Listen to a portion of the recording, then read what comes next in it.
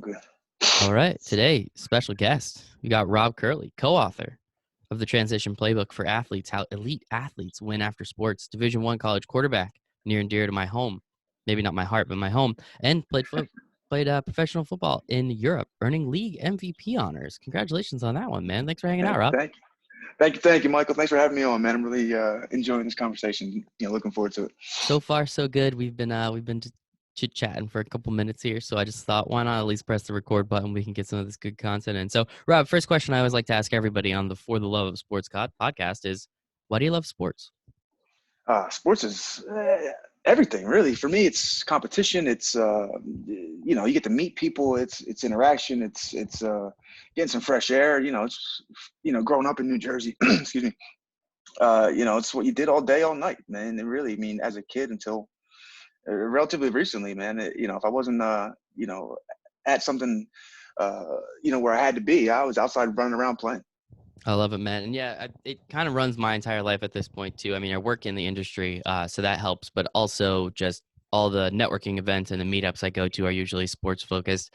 If I'm going somewhere on the weekends, we're checking out which games are on and which games we need to watch at what time, especially during football season. So totally agree. It is everything, the competition, all the fan is short for fanatic, right? I've only said that 1,000 times on this show, but it is fun, man, and it gets our juices flowing. So yeah, man. Let's start football career. So as we spoke about, grew up in New Jersey a little bit. What you went to a relatively known high school here in New Jersey. You want to tell us a little bit about that whole process and figuring yourself out and learning how to play quarterback? Absolutely. Yeah. So I grew up in South Jersey, not far from, I guess funny to say. So my high school career, I played at Holy Cross High School, which is in Delran, New Jersey, South Jersey, which is where my mother and father both met and graduated from as well. So since I was a young child, I was always going to Holy Cross. Mm-hmm. Mm-hmm. But I always thought I would go as a baseball player.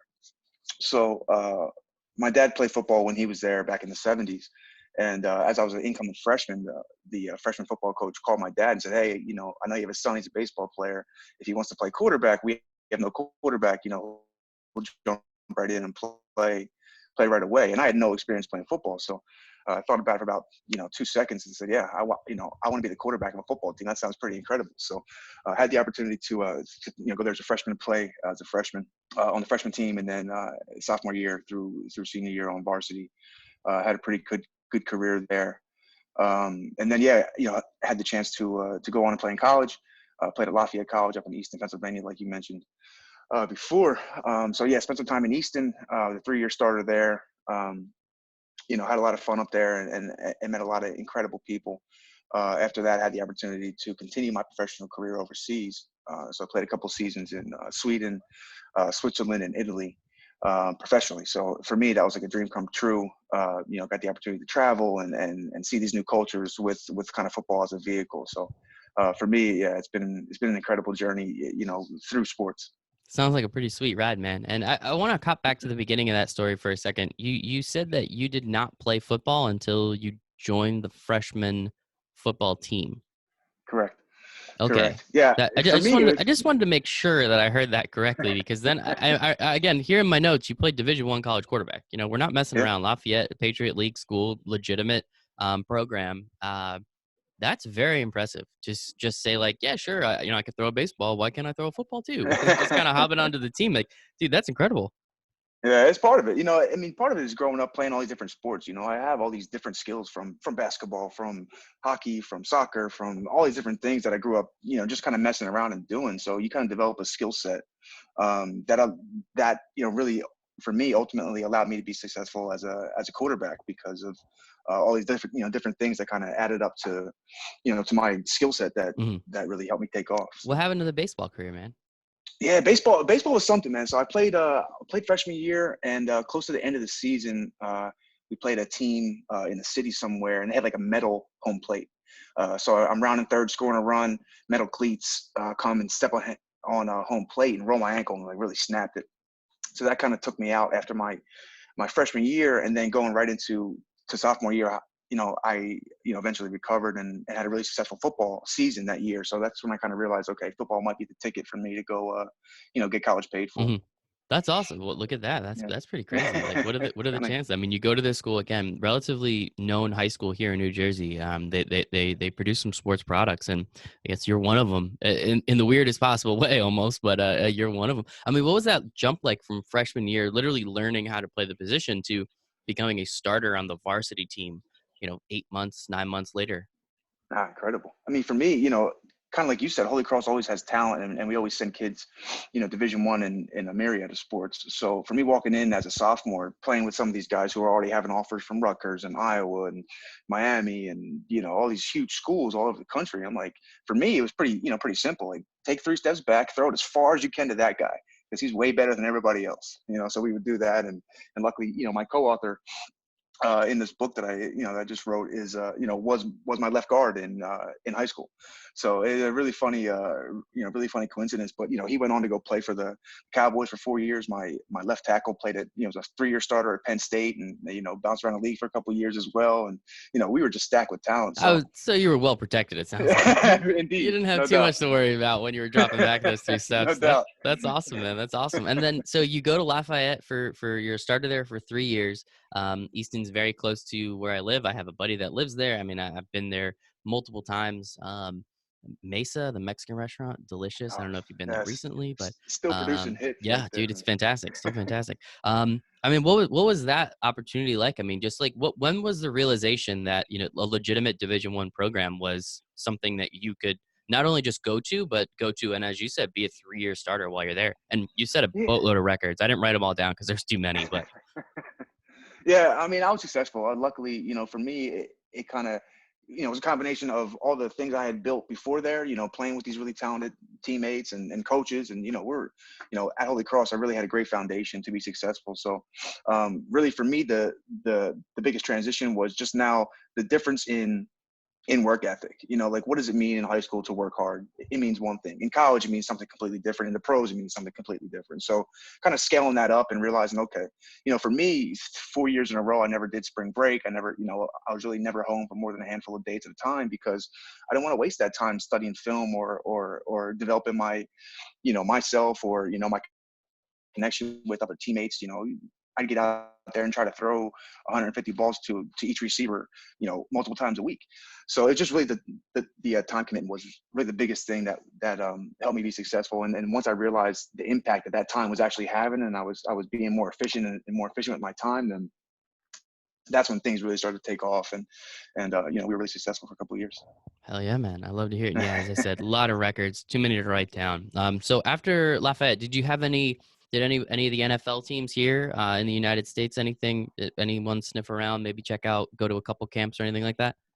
Yeah, I had a little bit of interest. For me, I'm 6'1", and one of those, and that's what I heard throughout the recruiting process. That kind of coming to the end of my college career was, we love you, but you're 6'1". If you were 6'4", we'd be happy to take a chance and kind of bring you in camp. But you're 6'1", you gotta really be elite in another category. A guy like Breeze is elite accuracy. A guy like Vic, who 6'1", was elite speed. There's all these different things, that really separate those kind of guys. So they kind of saw me as, hey, you're a 6'1" guy, you have some great numbers and great stuff in college, but will that translate to the NFL? So it was a really short marriage for me. I kind of realized quick, like, all right, this isn't going to happen. But for me, it was really exciting when I got a call a handful of weeks later from a team in Sweden and said, hey, we're interested in having you come over and be our quarterback. And then, at the time, I didn't even know that they played football outside of the U.S.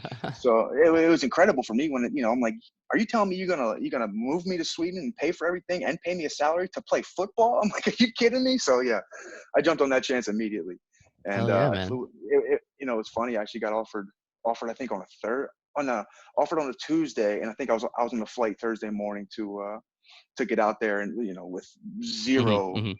idea that was going to happen. And really for me, it turned out to be one of the best decisions I ever made in my life. Hell yeah. And you were talking about before, you utilize, playing in Europe to get to check out other cultures, get to meet other people, Yeah, get to spend some time in countries that you definitely, at least it doesn't sound like you would have had the opportunity to spend some time in if it wasn't for the game of football.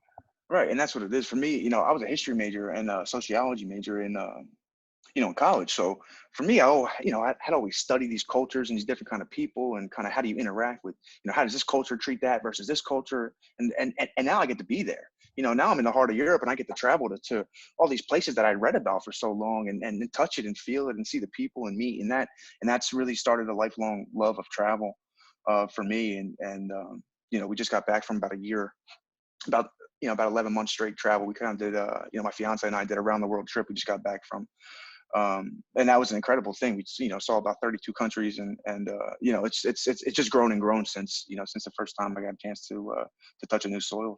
I'll have to bring you back on because I want to hear about that 11-month travel. But we need to get to talking about this book a little bit. But first, before just a little bit more on I know so NFL Europe was a thing for a relatively I remember it growing up, and I remember when it ended, and that's about it. I don't remember watching any of the games. I think there was like a team in Germany or a couple teams in Germany. So like what was this essentially because this was a few years after that disbanded. I don't remember exactly Correct. when it was. So this was 2000 and what, like 10, 14-ish is when 10, you're yeah, 10 to I got 14? there January 10. I got there Okay. January 10. So my understanding was NFL Europe was like a farm, like a farm system basically for NFL teams for a long time. But what happened was, I guess they weren't really getting good return on investment because guys were getting hurt and they weren't really getting the work done that the NFL teams hoped that they would get done. So they kind of pulled the investment. But really what happened in Europe was the structure now was in place. So they had coaches, they had facilities, now they have stadiums, now they have fans. People are now seeing what this game is. So I was kind of at the beginning of when I just had, just ended. And you see it now. I mean, there's teams, games in London all the time and Mexico City, they're bouncing around the world trying to play football. A couple weeks ago, I just watched the Super Bowl here at about 4:00 in the morning with all my Swiss buddies. And, it's incredible to me to see these people, grew up on the other side of the world, for what, what are you doing up at 4:00 in the morning on Sunday? But these guys want to watch the game. And it just kind of goes to show how, how the game has grown. Did you guys do more or less drinking than I did at my football party? I would imagine it's pretty similar, man. I Football was guys gonna are pretty say, much the like, same I wherever you feel go. like no matter what, you're still gonna have a party. You're still gonna have your chips and dip. It might be a weird No time to doubt. eat them, but I'm sure I've cracked a Bud Light at 4:00 in the morning every once in a while, whether I'm just waking up or if I was continued to be up. But yeah, man, I mean, it's incredible how the sport of football really does. It does span the entire globe. I have a cousin of mine works for a golf company based out of the UK, and they have a work specific fantasy league, and they talk about the teams that they love, and they ask him questions all the time. He's based here in the United States, but I think only 3 people are here in the United States. The rest are over there in Europe, and they just talk about it constantly, and that's a lot of their work conversations start like that. So it's pretty cool to see how many people really do love the sport, and it's something, as you said when we got on, I'm repping my Giants today. It's been a bad few years, but I'm never going to stop watching the games, and I'm never going to stop loving the sport because there's just something about it. I don't know what it is, man. I just don't know what it is, but Next it's year's the your year. most. That's what it is, man. Yeah, and Next next year's the year I'm a Giants' Mets year. fan too, so next year is always my Well, year. a couple But of years from that. no, man, it is so cool, and you bring up people watching the Super Bowl all over the world at all these crazy different times, but the London, it sooner or later there's going to be a team in London. It looks like because there's Yeah. so much money there that the NFL wants to tap into. I mean, the Jags I think just said that they were going to play 2 home games this year in Wow. London. So I mean that's what 6 in Jacksonville and 2 in London. They have that giant stadium; they can't fill it. So it's pretty impressive, and it's really starting to really resonate in Europe. So I mean, you got there in about 2010, so this is 10 years ago. You already saw that happening, as you said. But what was it like playing there for like a hometown team? And in Switzerland, in Italy, we always hear about London, and we hear about these gigantic cities. London is, one of the biggest cities, or at least one of the most well-known cities in the world. What's it like playing for these smaller cities in Italy and Switzerland and seeing those fans and what they're like? I come from Philadelphia, so I think I know fan pride and fan passion and that kind of stuff. We Yikes. speak that Yeah, pretty to say well the in least, but Philadelphia, to say the right? least. Good and bad. So for me, when I got, my first stop was in a town called Karlstad in Sweden. It's about basically halfway between Stockholm and Oslo, kind of right in the middle there. And I got there, and it's just like a different level of care. It's like because it's really personal to them. So in all these things, it's like anything. So Karlstad is a small town compared to the big city Stockholm. So the Karlstad people can't stand the Stockholm people, same way the Stockholm people can't stand the Karlstad people. So I was in Karlstad, we won the championship. It just gives them a sense of pride that you can't really replicate in other ways. Like our postal system works better than yours. Doesn't really have the same ring to, like we dominated your team in a championship. So, from there, it's just been been an incredible ride. But yeah, I always cherish my time in those kind of places because it just means so much to those people.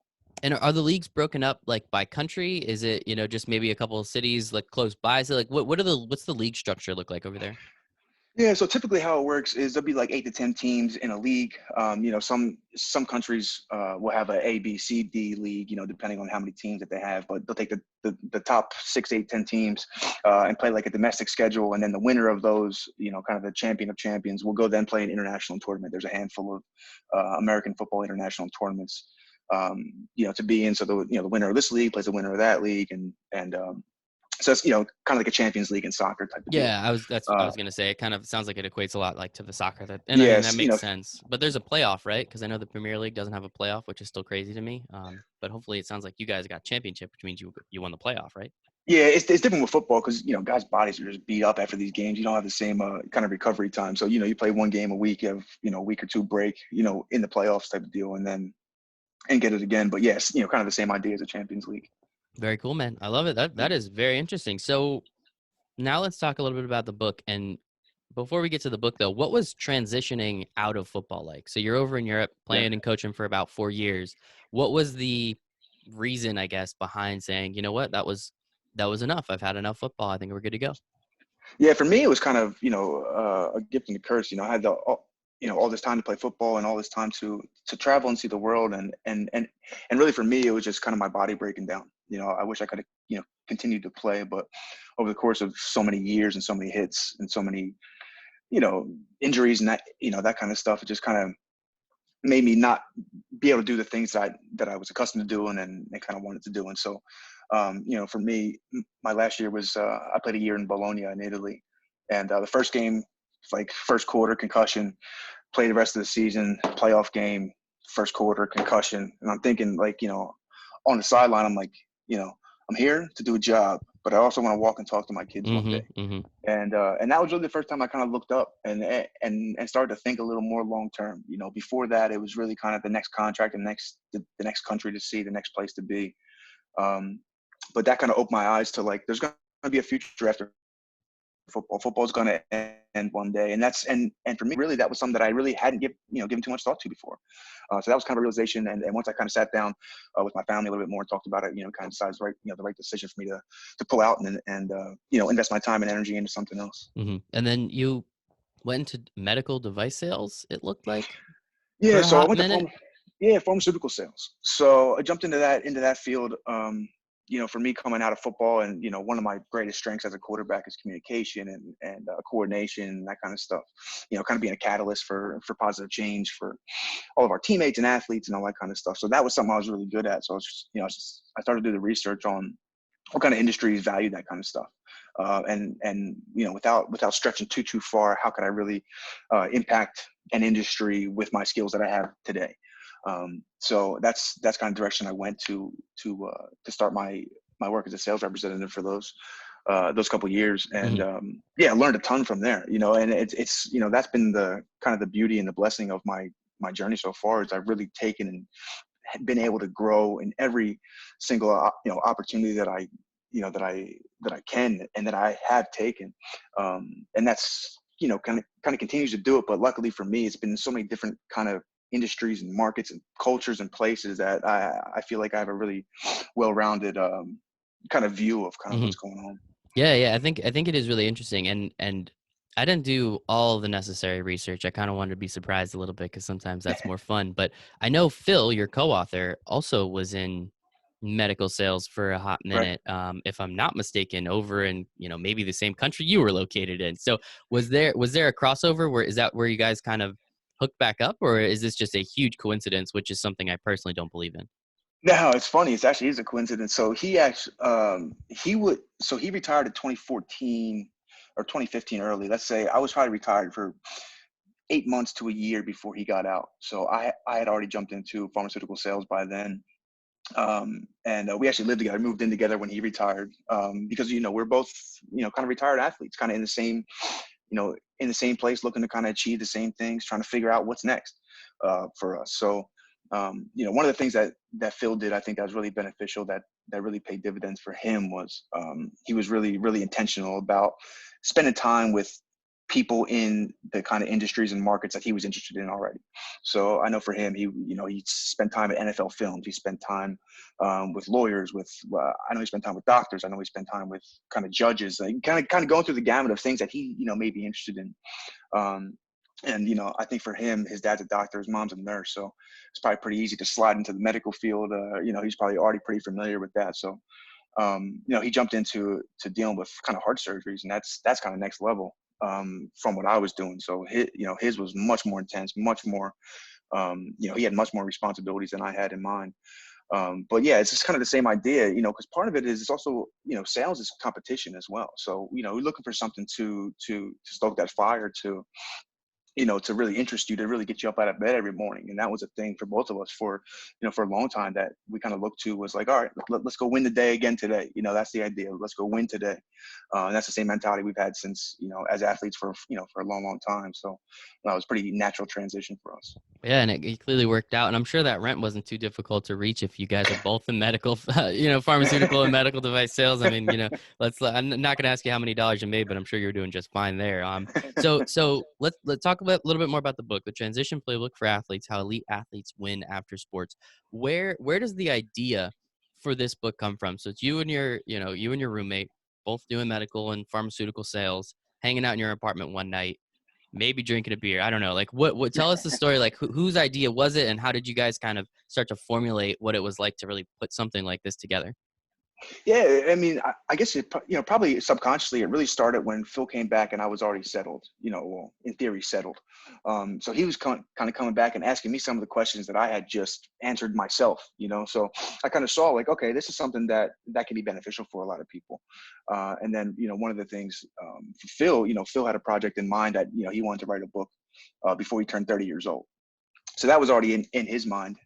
So for me, I kind of saw the parallels to that, and I'm like, this is the book. This is how we can impact people right now. People like us, people who think like us, and there's millions of athletes in the U.S., millions of kids every year who are now whose careers are ending at some point, and they're going to have the same questions that we have. So we did some research, we looked around,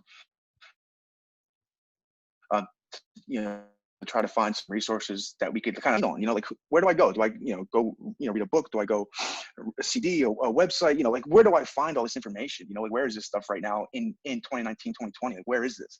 And we think we kind of dug around and couldn't find anything. So we're like, all right, this is the book that we need to create it ourselves. Then that's really what it comes down to.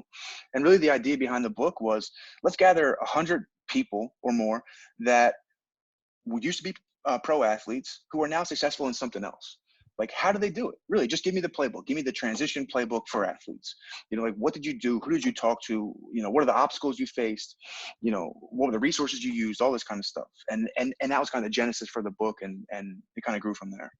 And so I guess you didn't find anything similar to this on the market. I'm sure there's a couple other books. I know of a few people that are doing something similar and having similar success to what you guys did. And you're all fighting for the same thing, right? So it's awesome. What's wrong with more resources? Right. I guess what how did you start reaching out to these athletes? At what point were you just and who were you targeting? I know you said athletes that were successful in sport and now something else. Was there like a target list of like, well, Michael Jordan was pretty good at sports and now he's a billionaire, so where did you kind of draw that line that made sense to actually get like more, quote unquote, like real life stories? Because it's listening to what Michael Jordan did compared to, a Olympic long jumper is going to be very, very different, because Michael Jordan is now a mogul in so many senses. And that Olympic long jumper really had to start another career and actually go ahead. So like how did you guys kind of formulate who you wanted to talk to as well? Yeah. For us, it was really about finding a diverse array of opinions. So we wanted, first and foremost, a bunch of different sports.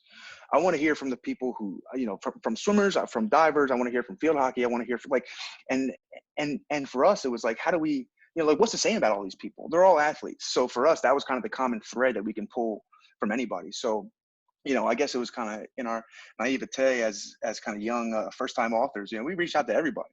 Serena Williams got an email from us. I mean, like, really, like, all these people. We just like kind of Layla Ali. I'm like, these are people that I'd like to know what happened? And that really was kind of the motivation for it. It's like, if Phil or I was actually interested in their story to actually hear what they did and what they went through, we were reaching out to them. So we probably sent out, who knows, 5,000 emails, really, and probably got 500 responses that we narrowed down to kind of the best 100 plus. But, Sounds like it was kind sales.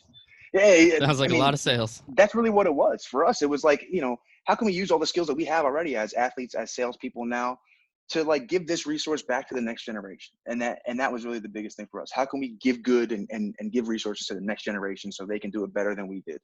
And how would you say this is different than some of the other books or other, resources out on the market? Yeah, so I mean, really what we found in our research at the time was there's really two kinds of books. One, like one kind of book was the individual athlete telling their story, which is great. And I grew up reading those kind of books, those biographies. But really what we found was on page 200 there was like a little thing that was like a great nugget for us. Like that would have been great to know. So that was like kind of one set. And the other ones were written by academics, written for white papers and written for college classrooms to really analyze some stuff. And I'm like, how do we bring these two worlds together? How do we merge this stuff? So really like the idea of kind of curating it and creating it was make it like Twitter size, make it good for the 2020 audience. Like people don't want to read all that nonsense. They want to get to the good stuff. So that was kind of the idea of kind of putting it together.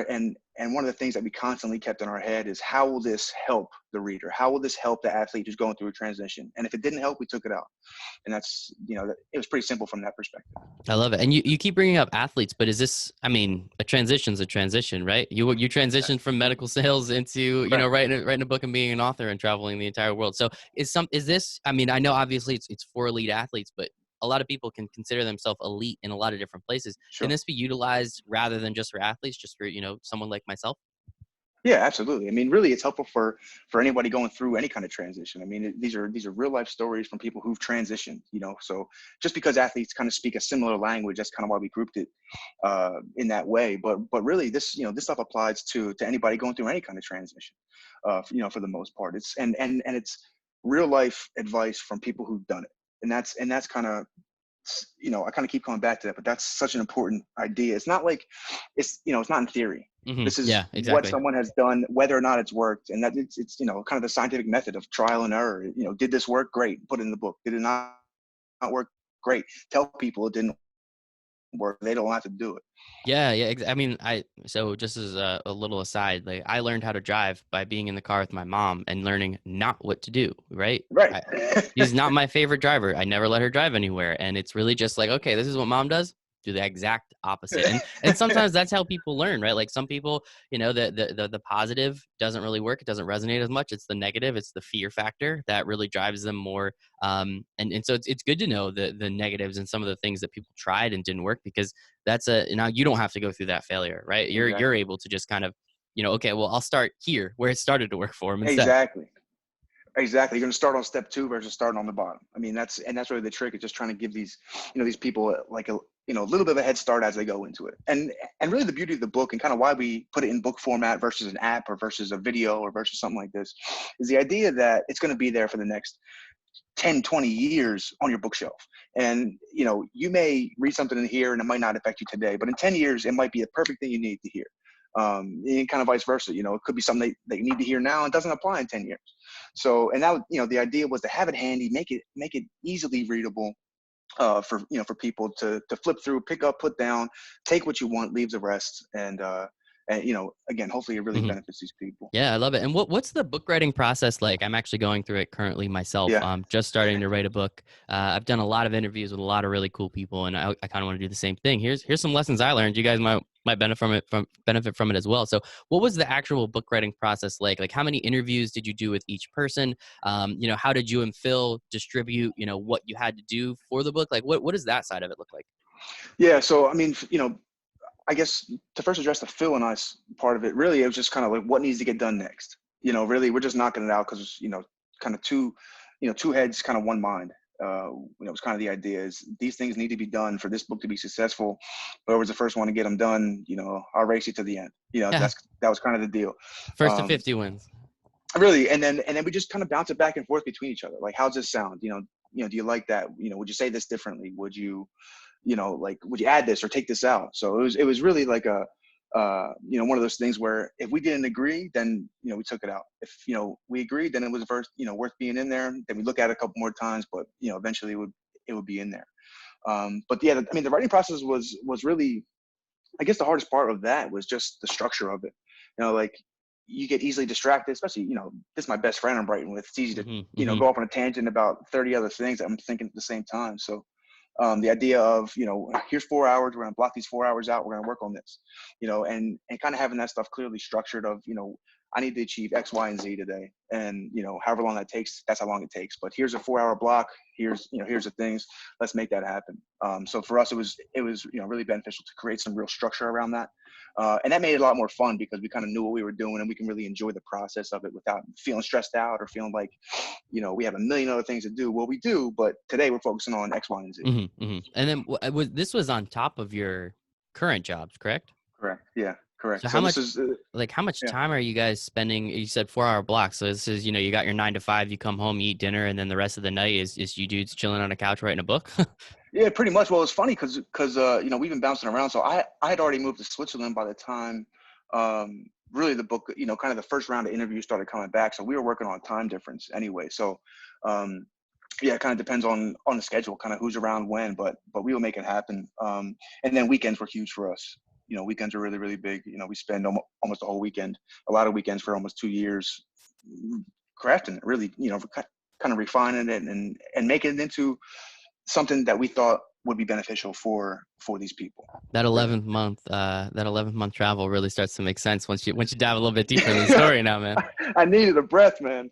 I really did. A well-deserved breath, a well-deserved breath. And I mean, you got to talk to so many incredible athletes. If you don't mind name dropping a couple, I would really appreciate it. It's like, who are some of the coolest athletes that you guys had in the book? But I mean, it was a combination. I mean, really, all these athletes were incredible. Kind of when once you get to realize their stories and kind of see what the challenges they face, it's like these athletes are incredible. Every one of these people who made it to the top of their profession is above and Rock beyond star. anything that Yep. exactly, really, it's incredible. But we had like a former, so a lot of people were in the book who were big stars, but really the idea was, we have a little bit of everything. I want people who, you don't know, and, just to give their advice and their experience. So that was kind of part of the idea too, is, I didn't want, 100 Michael Jordans in this book. I wanted, all Michael's teammates from high school, that kind of idea. So we, like, for example, Matt Burke was a center for the Vikings for a long time. He's in the book. Summer Sanders was a former Olympian who hosted some shows, the TV host. She's in the book. Absolutely. Yeah. Nick Cass, baby. Let's go. That's what it is, man. And that was one of the coolest things for us to have. These people responded to my emails. You kidding me? Like, Summer Sanders wrote back to me and actually answered some questions that I thought, and really it comes down to they wanted to give back to the next generation as well. And that was something that we really aligned on with all these athletes who are in the book, is the idea of giving back and making the next generation, helping them kind of climb, the ladder and become successful eventually. I love it, man. That is so cool. And what's some of your favorite advice from the book? Yeah, I got a ton, and there's so much that for example, for me, one of the biggest things I took away personally from the book was so many of these athletes went back for, kind of post-secondary education, kind of going back to school, going back, back to school, to grad school, to getting masters and doctorates and all these kind of things. And that actually inspired me. I actually began my MBA program this week. So that was something that thank you. That was something that I actually directly took right out of the book. It's like really inspiring. I was like, I got to take my own advice here at some point. Like, all these people have really kind of reinvested in themselves and their education. So that was something that I use today, during the course of my regular day.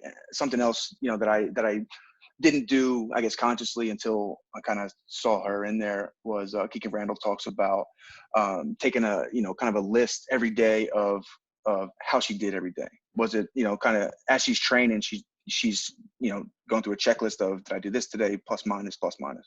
Well, in real life, that works too. The same idea. You just kind of change the scale. Is it, did I do this today? Yes, no, yes, no, yes, no. And there she can kind of structure it the same way, so she can see, okay, that was a positive day. That was a negative day. These are things I need to do tomorrow or work on. So yeah, I mean, really the whole book is just full of both prescriptive, meaning, kind of telling you how to do it, and kind of descriptive, meaning like this is what I did, and this is how it'll benefit you. So for us, it was kind of a cool combination of both of those types of advice that we could share. I love it, man. And what's I mean, the book's been out for a little while. I remember I connected Yeah. with Phil before the book got released. So it was a little Yep. while ago now. And what's the response been like? Like, how many people have been reaching out to you guys saying, thank you so much. You're literally changing my life. Yeah, no, it's been really exciting for us because we get to connect with all these people now. And that was part of the thing that we realized as we got to the end of the book, like, hey, we're gonna have a lot of feedback from this. People are gonna be, wanting to touch us and just kind of keep the conversation moving forward and talk about it. So for us, it's been incredible. Really an incredible response. The book's being used in a couple grad classes across the country right now that we're really looking to following up from these professors. I think Phil's going to be down at UCF in a couple weeks to drop in on one of these grad classes that's using the book, and I'm really excited for the feedback from that to really dig into it, more than kind of surface level. But the book's been purchased by the Major League Soccer Players Association. We're working with Olympic athletes all over. We're working with companies like Ernst and Young. They have some programs that where they connect former Olympians to their top salespeople, and kind of mentorship programs and stuff like that. So that's been really incredible. So for us, going around and now being able to kind of get in front of these students, especially at high school level, college level, and kind of talk to them about what to expect. And we've realized how important that is, and that's part of the book as well, is really setting expectations of understanding what's going to happen. And I think people are really anxious a lot of times about the future because you don't know what's going to happen. So if I can give them a little bit of clarity, or if we can give them a little bit of clarity on, listen, this is what you should expect next, this is what may happen, these are some options to deal with that, that's kind of the impact that we're trying to have. Absolutely. And you brought up a good point before talking about, you want Michael Jordan's high school teammates to be in this Yeah. book. So what have you heard, or what has the response been from non-professional athletes, maybe athletes that, played a lot in high school, but really couldn't get anywhere in college, or played all throughout 4 years of college and realized, there's really no pro league that I can go join. Like now I have to, obviously recreational is an option, but there's so many athletes coming out of college that have done this for the last 15, 20 years of their life. And then now they're pretty much told, like, yep, the competition's pretty much over unless you want to join like Right. a beer league softball team. Like, Right. sorry, man. So have you heard any, reactions or responses from those types of athletes? Yeah, it's been good. It's kind of the same idea. I mean, no matter if you're an Olympian or you're playing rec league, you still identify as an athlete, and that's part of the athlete. That's part of kind of what connects us anyway, is that we all identify as athletes, and when that's kind of taken from you, there's a different, it's really tough to kind of come back from that, because that's such a big part of who you are, especially if you're not prepared for it, if you're not thinking of it, and you don't know that that's going to happen. It kind of hits you really, kind of like a punch in the face, or it's like, really, wow, how do I kind of move on from here? This is gone. So, and we've heard from a lot of people just like that saying, even though I didn't play professionally or anything, this book has still been beneficial for me, because these are the same problems I face, Mm-hmm. and maybe not only through sports, but also other life transitions as well. Awesome, man. And what kind of updates you got for us? Anything else coming out? You guys got another book rolling along, maybe? Another Yeah, 100 not yet. athletes? Anything? I don't know. Not yet. Not yet. Not yet. We got some ideas for kind of some follow-ups, and for us, really, it's still spreading the word. We have graduation season coming up, so we want to get in this in the hands of as many graduating athletes as possible, or kind of retiring athletes, however you want to look at it. But this is kind of the season where kind of the season's end now. It's come to spring, summer, it's banquet season, it's kind of graduation season. So really, it's just for us. We have a great resource, but if people don't know about it, then it does nothing for them. So for us, it's really about spreading the word right now, and touching as many people as possible, because we think it's such a good resource, and it really will help people. I love it, man. If there's anything I can do to help, let me know. After Yeah, this gets great. Thank you. released, I'll tell a couple people about it. But Very Rob, this cool. was awesome, man. Thank you so much. Did you guys get into Lafayette yet? I mean, that's your former, your Yeah. alumni. Are you slinging books around there yet? I got Lafayette Leopards on board, man. They all those athletes there are going to know how to win after sports. There we That's go, the man. idea. I might know a couple people at Rutgers. So after this, we'll connect and see what we can do there. But Yeah, that'd be great. Rob, sincerely, this was absolutely fantastic. Rob Curley, co-author of the Transition Playbook for Athletes: How Elite Athletes Win After Sports. Appreciate your time today, man. Thanks for having me, man. It was great.